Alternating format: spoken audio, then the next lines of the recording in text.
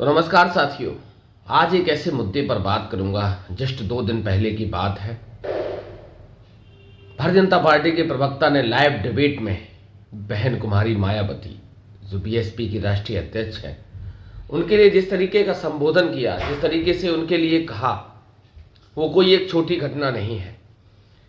क्योंकि उस व्यक्ति ने कहा कि बहन जी भ्रष्टाचारी रही, बहन जी को मैंने मुख्यमंत्री बनाया, वो गलती हमारी रही।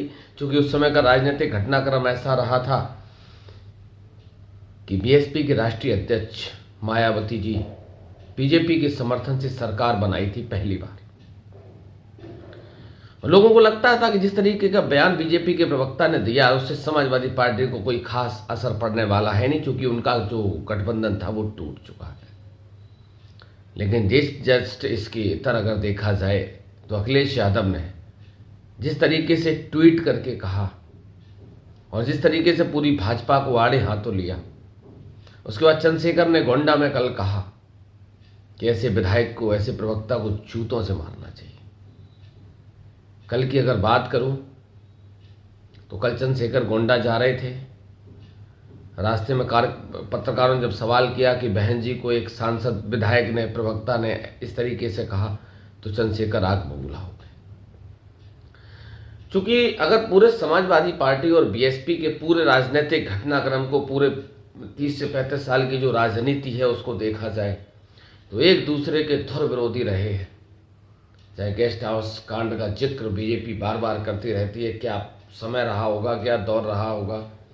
उसके बाद सारी चीज़ों को भुलाकर देश हित में, संविधान के हित में, एससी ओबीसी माइनॉरिटी के हित में 2019 में आपस का गठबंधन हुआ सपा और बसपा का। लेकिन कुछ ऐसी परिस्थितियां और स्थितियां रहीं कि जिस तरीके के नतीजे इन लोगों ने सोचे थे, वो नतीजे पूरे देश के सामने नहीं आ सके और जस्ट उसके बाद गठबंधन टूट गया।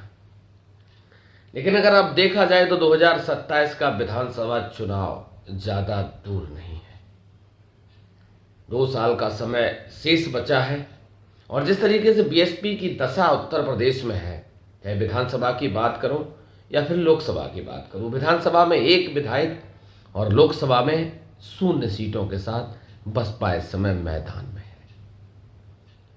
वहीं दूसरी तरफ दलित वोट का रुझान या तो अखिलेश यादव की तरफ मूव कर गया, जो पढ़ा लिखा दलित समाज था। चूँकि मैं दलितों के गांव में लोकसभा चुनाव में बहुत ज़्यादा रहा हूँ, पढ़े लिखे समाज में दलितों के बहुत ज़्यादा रहा हूँ, जो मैंने महसूस किया है वो यही चीज़ें निकल के आई हैं कि जो पढ़ा लिखा दलित समाज है वो अखिलेश यादव के साथ चला गया।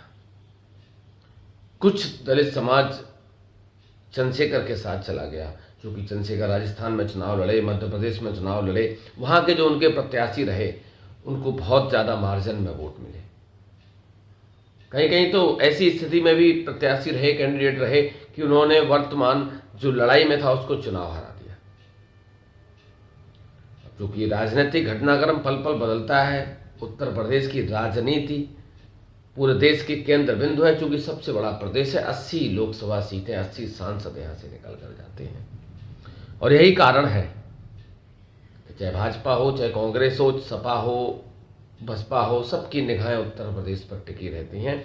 और देश की तीसरी सबसे बड़ी पार्टी बनकर इस समय समाजवादी पार्टी जब से उभरी है, तब से और ज़्यादा चीज़ें बदल रही हैं।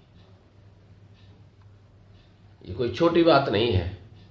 अखिलेश यादव को अगर देखा जाए तो अखिलेश यादव ने आज तक किसी भी नेता पर अभद्र टिप्पणी, गंदी टिप्पणी, घटिया टिप्पणी नहीं करी। अखिलेश यादव निरंतर कहते रहे कि बहन जी का सबको सम्मान करना चाहिए, वो बड़ी नेता हैं, वो अनुभवी नेता हैं, बहुत सारी चीज़ें अखिलेश यादव निरंतर कहते रहते हैं। और जब से अखिलेश यादव ने बहन कुमारी मायावती की तारीफ करी है, उनका साथ दिया है, कंधे से कंधा मिलाकर खड़े हुए हैं, ऐसा ही नहीं कि एक तरफ से ही हुआ हो।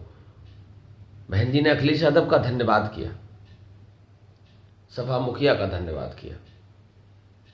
तो अब देखने वाली बात यह होगी कि आने वाले समय में उत्तर प्रदेश की राजनीति किस करवट बैठती है, ऊंट किस करवट बैठता है। क्योंकि 10 सीटों पे विधानसभा चुनाव भी है उपचुनाव है, कहीं सांसद बन गए थे, कहीं दिवंगत हो गए थे। तो आने वाले समय में चुनाव भी है, तो देखने वाली बात ये होगी कि जो उपचुनाव है 10 सीटों पे, चूंकि बसपा कभी चुनाव नहीं लड़ी, ये पहला मौका है कि बसपा उपचुनाव लड़ने जा रही है। अब इसका फायदा भाजपा को मिलेगा या इंडिया गठबंधन को मिलेगा, ये तो नतीजे आएंगे तभी पता चलेगा।